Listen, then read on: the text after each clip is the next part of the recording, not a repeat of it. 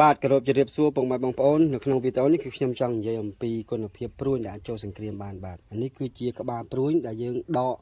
អត់បានទេគឺដកមកតែដងព្រួញទេបាទអញ្ចឹងវាជាប់បកគោលក្រាក់នេះហើយនឹងជាប់ឈើនេះហើយចំពោះផ្ទាំងស៊ីតនេះវិញគឺក្តារសុតបាទហើយឥឡូវគឺបែកដោយសារព្រួញនេះហើយអញ្ចឹងបញ្ជាក់ថាព្រួញនេះគឺបញ្ជូនដោយធ្នូមានកម្លាំងខ្លាំងបាទគឺបុកមកគឺនេះលិចអញ្ចេះបាទអញ្ចឹងនេះគឺជាគុណភាពធ្នូហើយនឹងព្រួយដែលអាចចូលសង្គ្រាមបានបាទអញ្ចឹងនៅក្នុងវីដេអូនេះគឺខ្ញុំចង់បញ្ជាក់អំពីក្បាលព្រួយឬក៏កម្រិតកម្លាំងធ្នូដែលអាចចូលសង្គ្រាមបានគឺគេធ្វើបែបនេះគឺពីបុរាណគេយកក្តារនេះ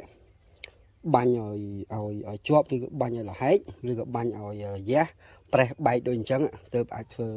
សង្គ្រាមបានទាំងធ្នូទាំងព្រួយទាំងមនុស្សផងដែរអញ្ចឹង